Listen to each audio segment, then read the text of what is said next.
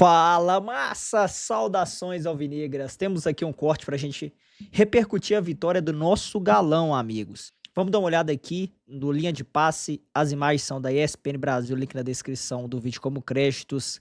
Tá no ar o linha de passe com o pós-jogo do Galão. Vamos porque o Galo bateu o Internacional por 2-0, com direito aí a gol de Júnior Santos no finalzinho para sacramentar a vitória do nosso Galão. Tá feliz com a vitória do Galo? Comenta o que você achou da partida aqui nos comentários do vídeo, deixa o seu like, isso é muito importante. Fica até o final pra gente acompanhar junto as notícias do nosso Galão e a repercussão do pós-jogo aqui do maior de Minas. Bora!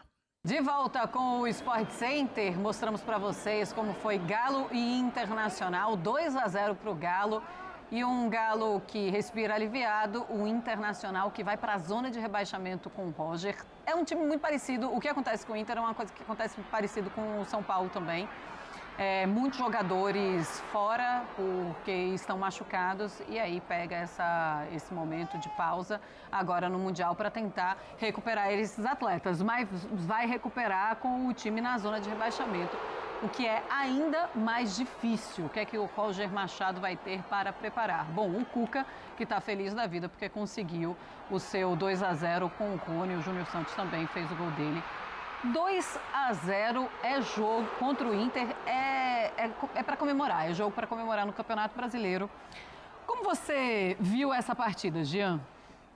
Para mim foi um jogo menos, a diferença, a gente acabou de falar muito de Vasco e São Paulo, a diferença para mim foi menor, né, de superioridade do Atlético em relação ao Internacional, embora a diferença de gols tenha sido a mesma no final das contas no placar.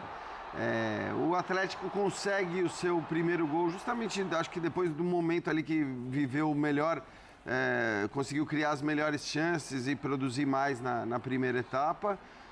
E o Inter não conseguiu ser incisivo em nenhum momento, né? O Inter ficava ali rondando o campo de ataque, ficava até mais com a bola em alguns momentos do jogo, mas não conseguiu produzir grandes chances. Aí sim a gente tem o Everson fazendo duas boas defesas, tem algumas bolas na trave ali também.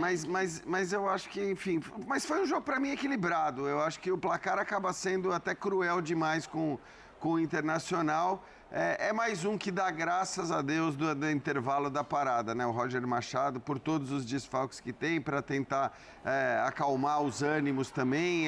De fato, a fase não é boa, o Inter não vem jogando tão bem, mas acho que, de maneira geral, hoje o jogo foi equilibrado. Era um jogo que poderia muito bem ter terminado 1-1 e acaba terminando 2-0 para o Atlético. Pois é, são 6 jogos já do Internacional sem vencer no Campeonato Brasileiro, desde abril que o Inter não consegue vencer. E fora de casa, uma das 8 equipes que ainda não conseguiu ganhar de ninguém, né?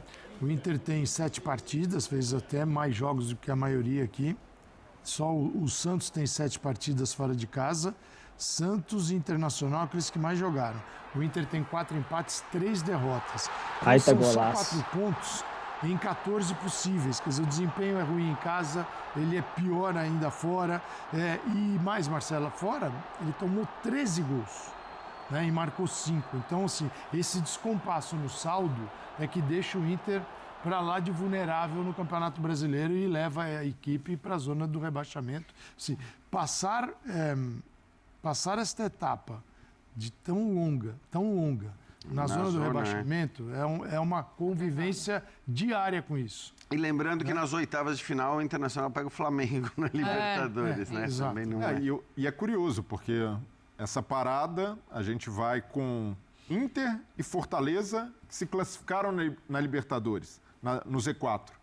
E a mesma discussão... E o São Paulo com um ponto a mais que eles. Pois ali na beirinha também. Muito bem, mais um jogo desta quinta-feira. Arena MRV. O Galo bateu o Inter na estreia do Dudu. Assunto para Nath Andrade. Com Dudu entre os titulares, o Atlético venceu o Internacional por 2-0 e manteve a invencibilidade em casa. A estreia do atacante Dudu era muito esperada e foi adiantada devido à abertura antecipada da janela de transferências. Mas em campo, o que se viu foi um começo sem brilho.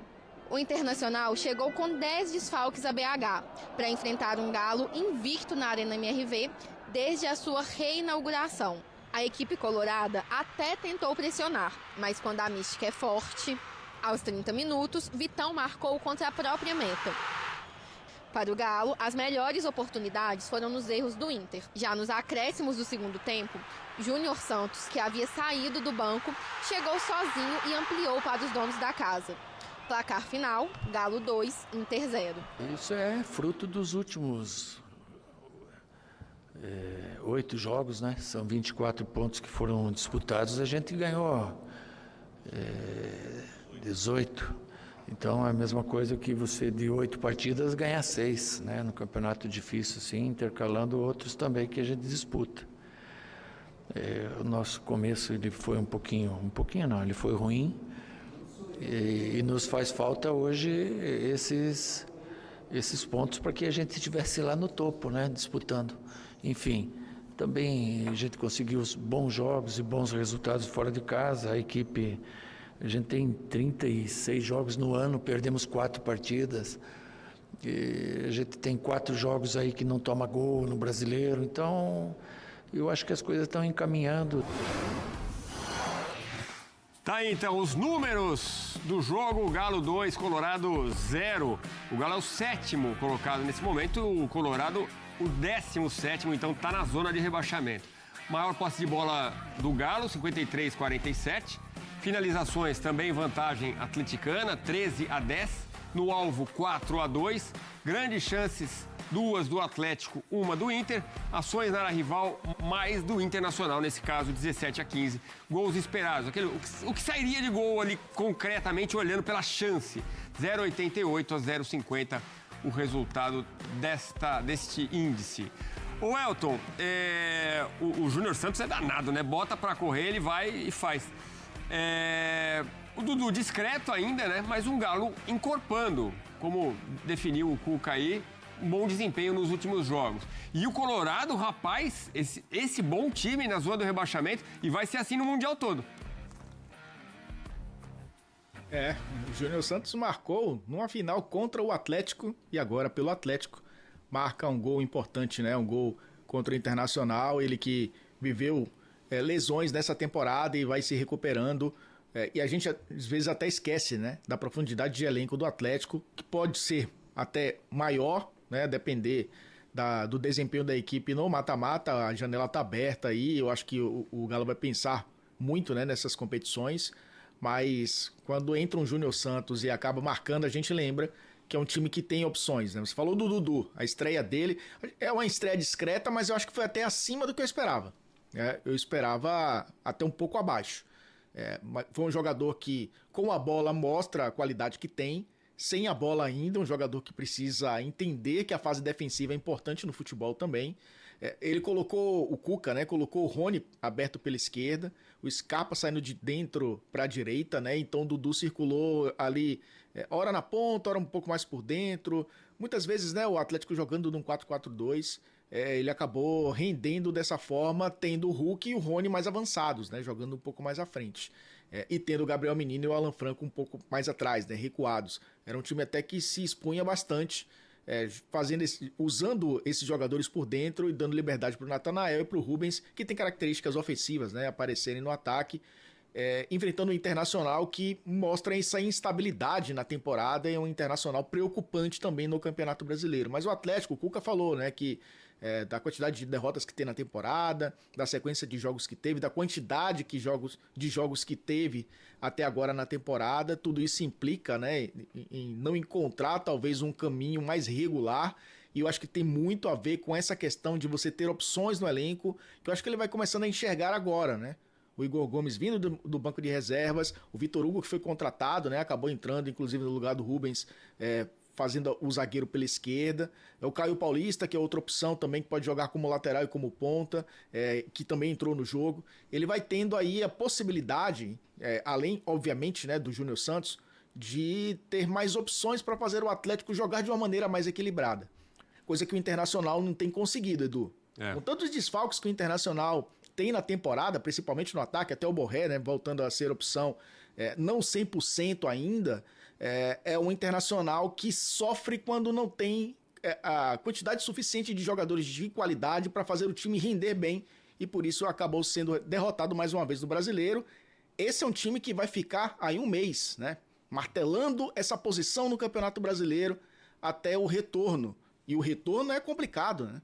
Retorno tem Libertadores, jogo complicado, né? E jogo também na Copa do Brasil, jogo complicado, confronto complicado, contra times de Mundial. Então, é um Internacional preocupado e um Atlético esperançoso de que a temporada, a partir de agora, né, deve engrenar. E dos desfalques que você falou, um se destaca muito, né? Tem o Fernando, que é um baita jogador, uma peça importante no meio de campo, mas perder o Alan Patrick é perder muito para esse time do Internacional. Do lado do Galo, o Igor Gomes, hein? Partida que ele fez. E o passe que ele dá para o Júnior Santos no segundo gol é espetacular. Bom, vamos para... Muito bem, massa atleticana. Notícias quentes do mercado da bola. Amigos, de saída do Galo, Fausto Vera pede para não enfrentar o Inter. Foi nessa partida que a gente acabou de ver agora da vitória do Galo contra o Internacional. Fausto Vera pediu para não enfrentar o Internacional nessa quarta-feira na Arena MRV pelo Campeonato Brasileiro. O GE apurou que foi um pedido do próprio volante, né? Então uma informação aí bem estranha, né? Então se o cara tá querendo ser vendido, ele tinha que ter pedido para atuar e não para não ser relacionado, né? Muito estranho. Vera entende não estar totalmente focado no momento. Sempre o mesmo papinho, né? O meio-campista tem a expectativa de ser envolvido em uma negociação nos próximos dias, ó. Então já provavelmente tem alguma coisa aí encaminhado. Será que o Milito vai levar ele aí novamente embora? No entanto, ainda não há proposta. O destino deve ser o exterior. Isso porque Fausto Vera já disputou 7 jogos pelo Campeonato Brasileiro. Pelo regulamento, o jogador que atingir esse número nas partidas não pode enfrentar outra equipe da Série A do Brasileiro. Sendo assim, pode ser aí exatamente aí que o seu destino é o futebol do exterior, porque não pode atuar mais no Brasileirão se for contratado pelo time brasileiro. Vera está no Galo há 1 ano. Foi contratado do Corinthians por 4,5 milhões de dólares aí, cerca de 25, né, milhões de reais, com vínculo válido até o final de 2027. Pelo Galo, Fausto Vera disputou 43 jogos, com 3 gols marcados, foi campeão mineiro em 2025, né? Se sair, não vai deixar nenhuma saudade. É um jogador aí que não entregou o que a gente esperava que fosse entregar no Galo. Infelizmente, aí parece ser mais uma passagem de um estrangeiro que, infelizmente, não deu certo aí no nosso galão. Mas comenta aí, é a favor da saída do Vera? Comenta aí, eu acho que a maioria da massa tá feliz com essa notícia, hein? Comenta, se inscreva, deixa o like, eu vou ficando por aqui. Dá-lhe Galo!